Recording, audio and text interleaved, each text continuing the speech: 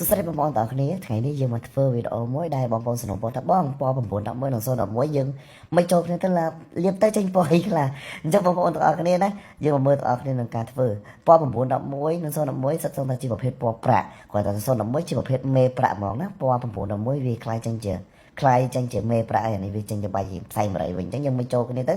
គឺយើងអាចលាបមកគឺចេញពណ៌កាន់តែស្អាតជាមួយនឹងប្រភេទពណ៌ដែលបាច់ប្រាក់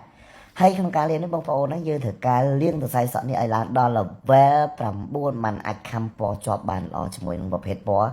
ដែលបែកជាមួយនឹងប្រាក់បងប្អូនបន្ទាប់ពីយើងធ្វើការលាបពណ៌ប្រាក់ស្អាតទៅលើសរសៃសក់របស់អតិថិជនហើយយើងចាប់ផ្ដើមយកសាប៊ូប្រភេទពណ៌ប្រាក់ដែរយើងមកកក់ add ទៅលើដើម្បីជួយ lock ពណ៌ប្រាក់នឹងឲ្យបានខំពណ៌ជាប់បានល្អក្នុងការប្រើប្រាស់ជាមួយនឹងសាប៊ូ lock ពណ៌នេះគ្រាន់តែបងប្អូនធ្វើការលាងទឹកថ្នាំឲ្យបានស្អាតបន្ទាប់មកយកសាប៊ូនេះមកកក់លើសរសៃសក់ផ្អាប់ទុករយៈពេល5នាទីណាដើម្បីឲ្យវាធ្វើការ lock ពណ៌ទៅលើសរសៃសក់នេះហើយនឹងជួយឲ្យសរសៃសក់យើងឡើងពណ៌កាន់តែស្អាតដូច្នេះក្នុងការប្រើប្រាស់ជាមួយនឹងថ្នាំលាបពណ៌សក់ដែលយើងលាបទៅលើសរសៃសក់បានចេញពណ៌ល្អហើយយើងអាចប្រើប្រាស់ជាមួយនឹងសាប៊ូ lock ពណ៌ម្ដងទៀតទៅដើម្បីឲ្យពណ៌គេកាន់តែស្រស់ស្អាតហើយកាន់ពណ៌បានយូរហើយបងប្អូនឃើញសរសៃសក់ចាប់បានខំពណ៌ប្រាក់គឺស្អាតមែនតើចាំមើលពេលដែលខ្ញុំស្ងួតតើវានឹងចេញពណ៌អីក្នុងការប្រើប្រាស់ជាមួយនឹងថ្នាំលាបពណ៌សក់នេះមួយដែរគឺយើងប្រើប្រាស់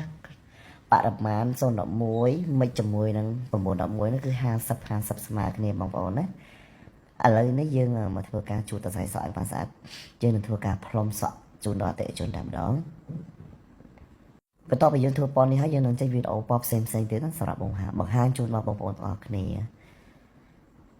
អូខេនេះគឺជាលទ្ធផលចុងក្រោយដែលយើងធ្វើការលាបជាមួយនឹងពណ៌911បូកជាមួយនឹង011គឺ50អរគុណច្រើនបងប្អូនទាំងអស់គ្នាដែលជួយគ្រប់គ្រងក៏ដូចជាក្នុងការជួបនៅផលិតផលក៏ដូចជាជួយ share នៅវីដេអូផ្សេងដែលខ្ញុំតែងតែធ្វើបង្ហោះនៅក្នុង page អរគុណច្រើន